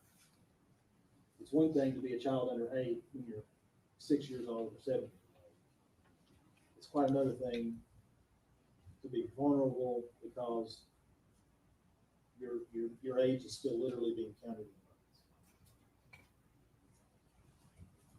So the court finds number 4 applies. Number 5 is not an element, it applies. Number 6 applies due to the death is not an element of aggravated child abuse or aggravated child neglect. 10 and 14 apply. So the court finds that they all apply to counts 4 and 5. So the court's of the opinion in that Class A felony that the enhancing factors and the aggravated nature of this case in general take that sentence from 15 to 25 years. And when the court weighs, and quite frankly, each of these enhancing factors, with the exception, number 4 has low weight because of its similarity to those 2 counts, to the charge. 5, 6, 10, and 14 have great weight. The court affords very little weight to the fact that Ms. Boswell, at 18 years of age, had no serious criminal history.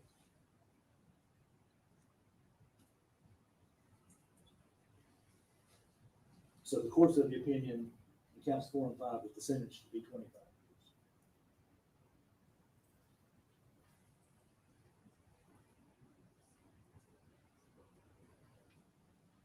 The court's also of the opinion The count 5 merges into count 4.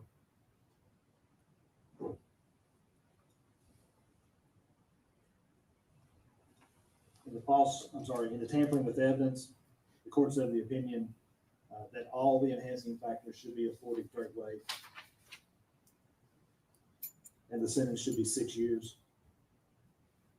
The mitigating factor, which is the court's been giving very little weight, would not bring it back down.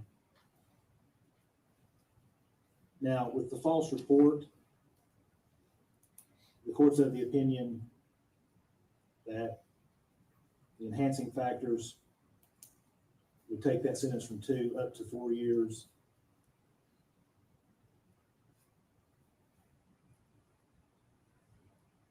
And again, there being only the one consideration of the mitigator, it'll be 4 years. Under the case of State versus Smith, Tennessee Supreme Court, 436 Southwest 3rd, 751, handed down in 2014. Justice Holder, I believe, delivered the opinion of the court. And the opinion of the court was that due to the principle of lenity, not leniency, that a false report, because the legislature was ambiguous as to how they think that a false report should be punished, that the unit of prosecution isn't determined by the number of individual and distinct occurrences of false statement, but that the unit of prosecution is whether a false statement was given pursuant to a particular incident or offense. At least that's the way I read it. So it wasn't that it's a continuation of the interview. It's that the incident that is in the officer's concern is the disappearance of the child. And the Supreme Court says in that case that even if you tell 16 false statements about the disappearance of that child on different days and to different people and different variations of the story, it's still one incident. It's the disappearance of the child. So count 7 through 17 all merge into one count. So they all merge, counts 8 through 17 merge into count 7.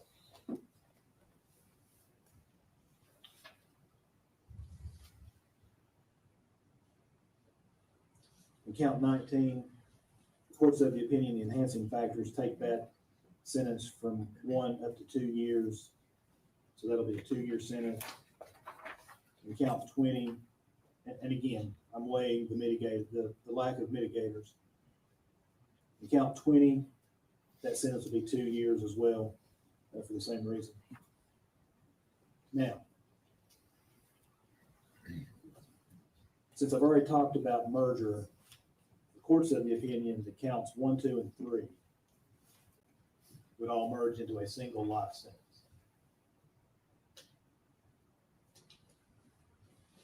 So counts 2 and 3 merge into count 1.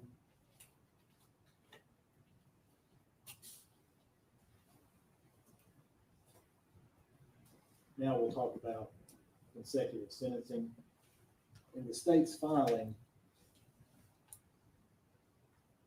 the state under 40-35-115 urged, and I think this might be a mistake, but urged number 2, that the defendant is an offender whose record of criminal activity is extinct. And of course, I just so clarify, it wasn't a mistake, but at the time it was filed, we would have all the false report counts, criminal history, obviously since the court's more duplicitous than anymore, so we're not relying on that. The court objection. But the court also relies on enhancer number 4 from the same statute, 4035-115, that the defendant is a dangerous offender whose behavior indicates little to no regard for human life and no hesitation about committing a crime in which the risk to human life is high. Now that's what the factor says in the statute. But it's pointed out in State versus Taylor,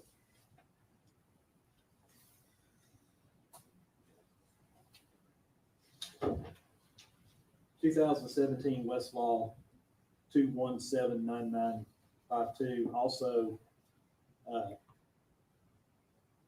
case numbers M 2015-02142-CCA-R3-CD. It's an unpublished case, but the unpublished case references published opinions. And the most important one that it references is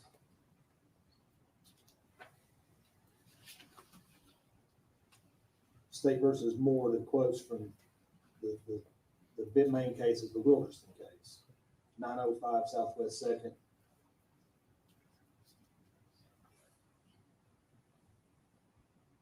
933, Tennessee Supreme Court from 1995. And the Supreme Court, in determining the appropriateness of 4035-115, enhancing factor number 4, states that in addition to what's stated in the statute, that a court must also find that a sentence, consecutive sentencing, is necessary in order to protect the public from further misconduct by the defendant, and that the terms are reasonably related to the severity of the offense.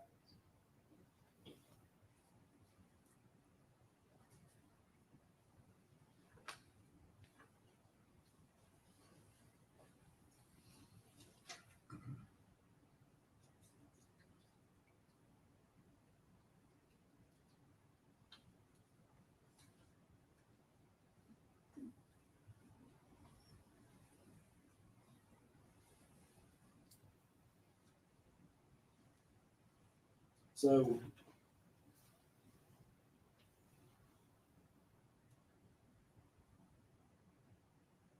from the facts of this case,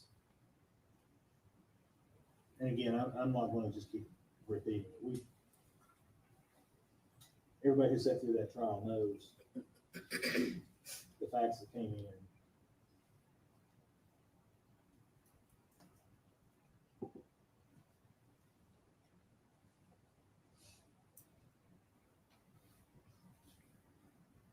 The testimony during the trial was that child was suffocated.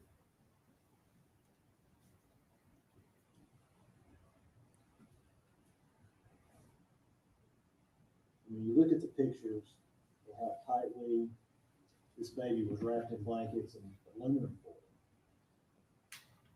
and the mechanism of being stuffed into that trash can head first.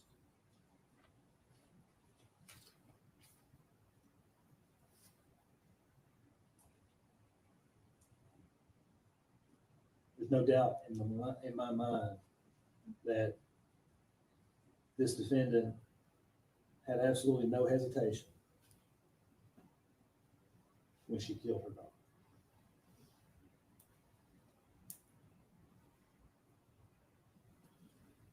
And in hearing the proof during trial of how she continued to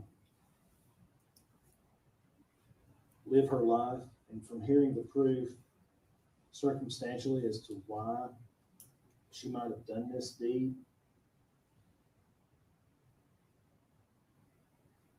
because this new boyfriend is the life that she wanted to grasp onto. It's like the state said, the house on the lake, a lifestyle that she wanted for herself. The fact that Evelyn was just in the way.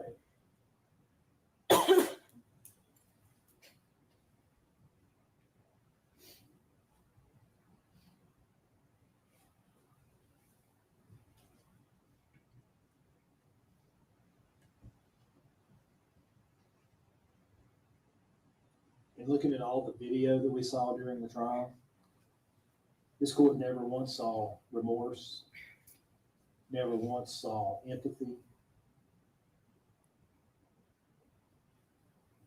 out of the defendant.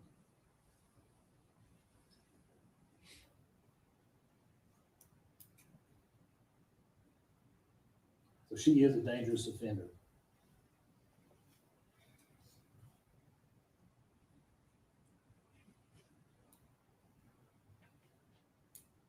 The circumstances surrounding the commission of this offense are absolutely aggravated.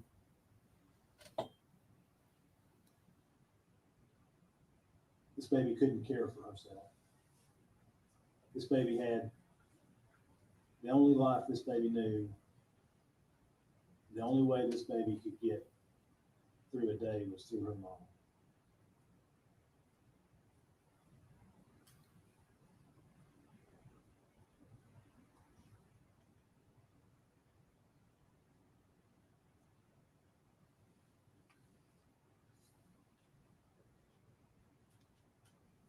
And I understand that the way the parole system is set up when dealing with a life conviction is that she has to serve 51 years before she's even eligible for consideration for release. And Mr. Scott asked the question during his argument, which was the right question to ask. Is Megan Boswell at 69 years of age coming out of prison a risk to society? And the only conclusion that I can come to after hearing the proof in this case, seeing the evidence in this case, seeing how utterly unconcerned with the fact that she took the life of a 15-month-old child, her own child. The court has to answer that question, yes. That society does need to be protected from the evil that lurks in her heart. And then would the aggregate length of the sentence reasonably relate to the offense which she stands convicted? For the same reasons I just said, yes is the answer. So the court finds that all those sub-factors, if you will, are met. And I want to read a passage. And I think the state may have, but I highlighted this yesterday when I read the case. In State versus Durantes, 331 Southwest 3rd, 370, at page 376, the Tennessee Supreme Court in 2001 found that the dangerous offender classification was satisfied where a defendant demonstrated extreme callousness toward the health and welfare of the child victim, and that the results of that callousness were fatal. It's almost as though that passage was written to describe this case.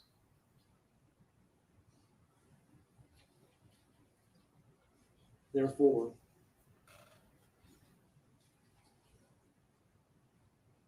the 25-year sentence for the merging counts of aggravated child abuse and neglect will be consecutive to the life sentence.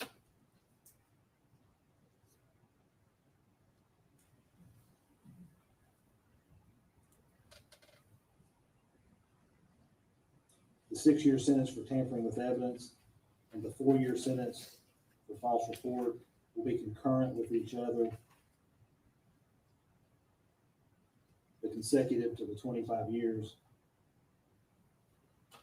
And the 2-year sentences in for the abuse of the corpse, and count 19 and count 20 will be concurrent with each other, but consecutive to the 6 years. So in counts 4 through 20, that'll be a 33-year sentence as a range 1 standard offender, consecutive to her life sentence. The court has considered probation. She's not eligible for probation on the Class A felonies. That 25 years has to be served by statute. The court has considered probation on the additional 8 years and finds that a grant of probation would depreciate the seriousness of this case, given the facts of this case, given the fact that she has shown no remorse, she has shown no empathy towards this child, her child, and probation in those counts will be denied.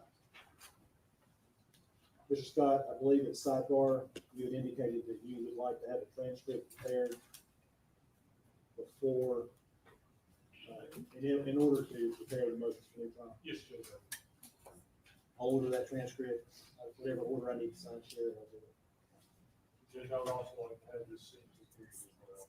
Sentencing hearing will need to be talked up with them. We'll set this for status.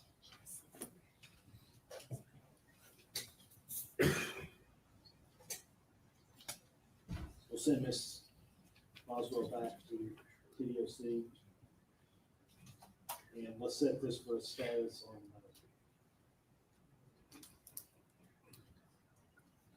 January 16th to see where we are on getting the transcript prepared. That's fine, but I'll waive Ms. Boswell's appearance. If that- Well, what I prefer her to do is appear by Zoom. That's If, fine. if she can, but if not, yes, we can. All right.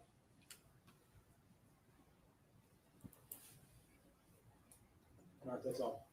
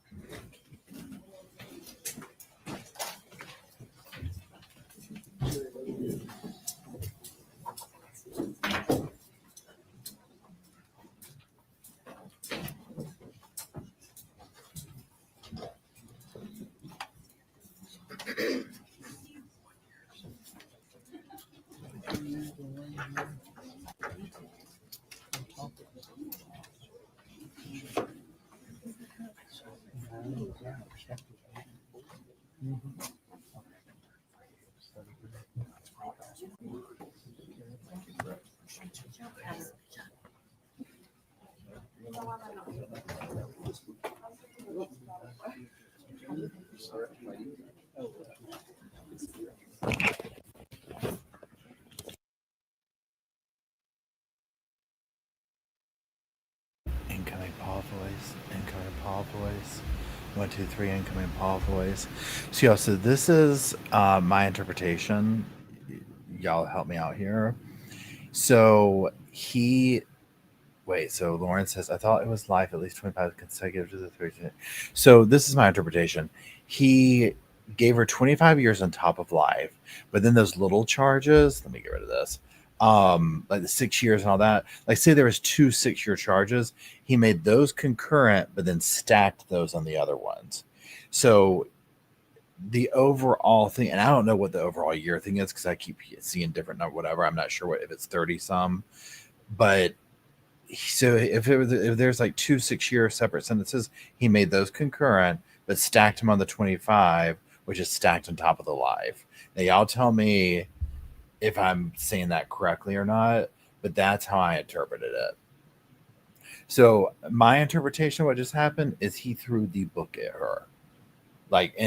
He threw the book at her. Like this is you ain't coming out.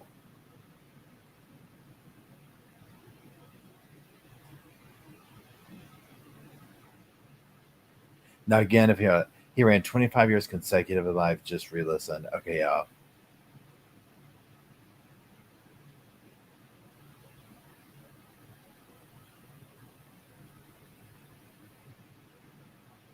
Yeah, I mean, he didn't say anything.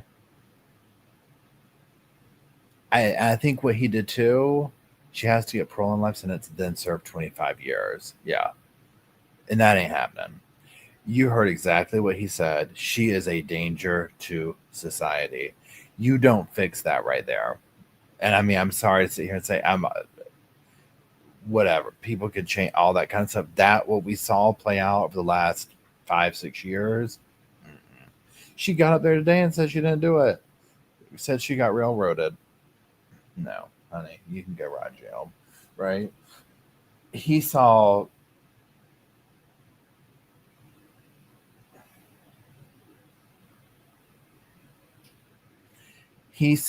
the writing on the wall with her.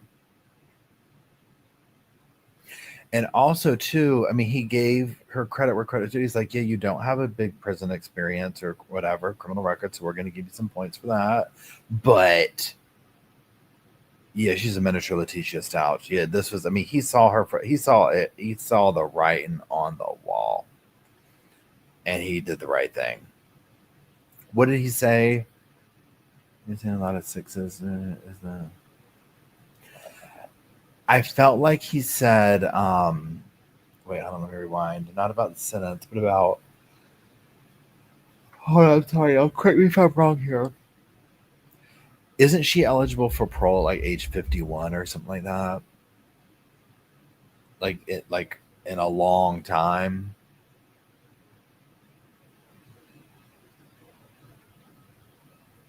Yeah, he stacked on. If I'm correct, y'all help me out here. There's another sentence stacked on top of the 25.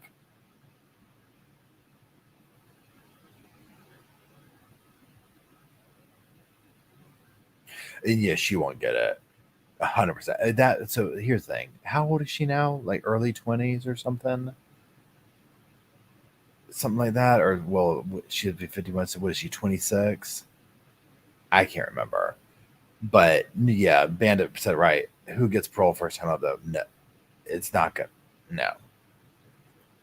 So she can start playing that game of that, but then she's gonna be doing 25 because again, this was so heinous, and literally, like you said, didn't turn him in, blame the mom, blame the boyfriend, did this and that. No. There's something, and I don't know the right way to say this. When I say like inherently, I'm going to use the word spiritually, there is something wrong with her. Period. It's like somebody said Casey Anthony 2.0, Letitia Stout. We see where that got us, right? So it's sad that baby Evelyn had to die in the process of bringing her to the surface, but she will do it again. She will harm somebody else. End of story. If she's doing this when she's not even desperate for something, imagine you get out at age 50 something. Now it does seem like she had some family and this and the other who I doubt they would still be alive then. But imagine her desperate. She had a dad that gave her a little trailer, this, that, and the other. She destroyed it. From my understanding, kicked her out of the house. She was trashing the house so bad. Not the trailer, but living with them. There's definitely something. There's something. That's the devil. Okay, that's some exorcist right there. Damn, is it heads turn around backwards, pea soup, the whole 9 yards, crawling down the damn stairs backwards. Okay, and she looks like it too. Bless her little heart, and I mean that in the southern way. Okay, it's nice to see the judge. Wait, hold on, hear me out. It says yes, I've heard this. And she has to serve 51 years of a life sentence before parole, which was 18 arrests plus 51, 69 years old. If she somehow got run, did she start serving 25? Yeah. Here's the thing, to y'all, and I would say, think about that movie. What's that always reference at the Stephen King movie, Shawshank or whatever? Remember in Shawshank, that dude who was going to get out, but he had been in prison so long, he tried to kill the other inmate because he was like, I don't want to get out. And then he ends up getting out, and then he ends up taking his own life. if you start alive, and I'm not trying to sit here and say, of course you're going to want to get out and do some things and all this kind of stuff or whatever, right? But that's going to be more of her home than the outside world. And maybe she can change and do this and do that and whatever. But I mean, again, the depravity of it.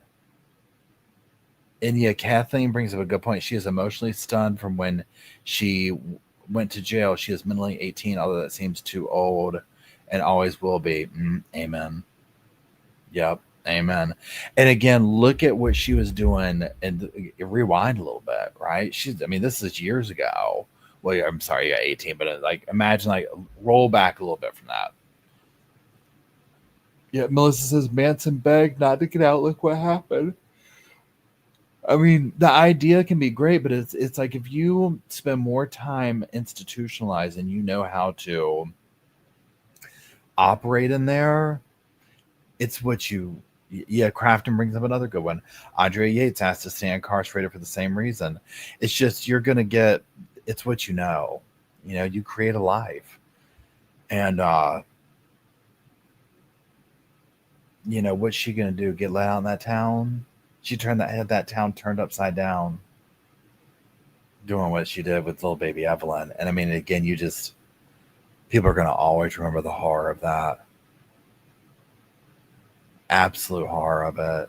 Little baby thrown away in the garbage like that. But it's nice to see a judge who's like, yeah,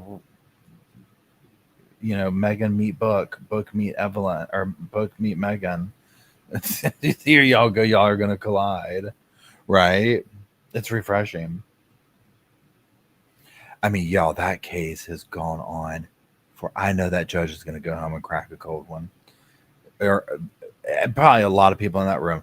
That case, and honestly, probably that whole family. And when I say the whole family, I'm mostly talking about Megan and her mother, and the mother's boyfriend, just being in and out of that situation in there. And then Megan coming along, blaming the mom, doing this. They were happy to see her go. Happy to see her go.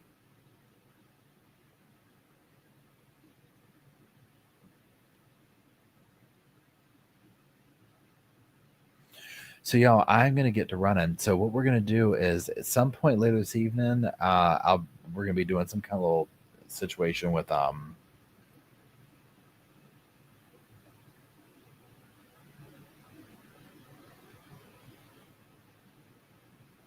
on.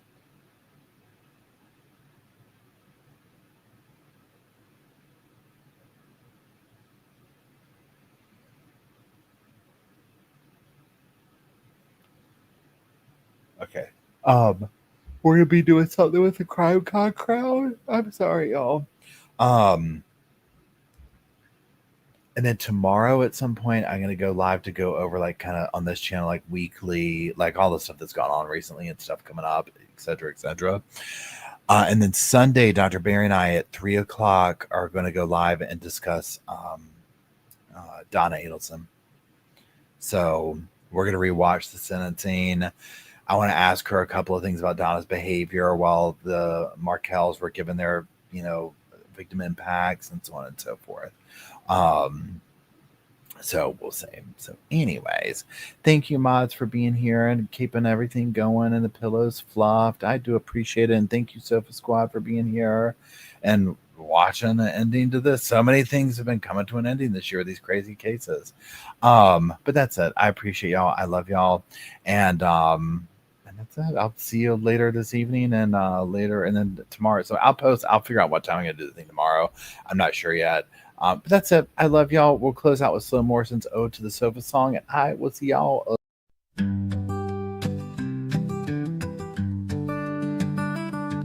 The pillows are fluffed thanks to Miss Emily. The couch is wide enough. Join the family. It's all love while we laugh at Perk's criminalities. Hey, hey, hey, welcome to the Sofa Squad. Sipping from the cup at hey, hey, hey, come laugh with the Sofa Squad. Can't roll my damn eyes hard enough. Oh please, the puppies need me. Ooh, oh please, my body is rejecting none of that fancy credential stuff. I'm just here for the cringe binge.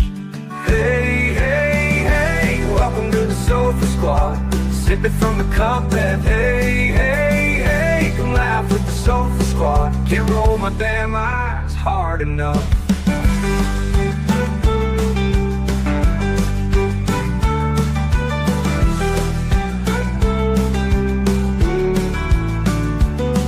Oh please, the puppies need me. Oh please, my body is rejecting none of that fancy credentialed stuff. I'm just here for the cringe binge. Hey, hey, hey, welcome to the Sofa Squad. Sipping from the cup that hey, hey, hey, come laugh with the Sofa Squad. Can't roll my damn eyes hard enough.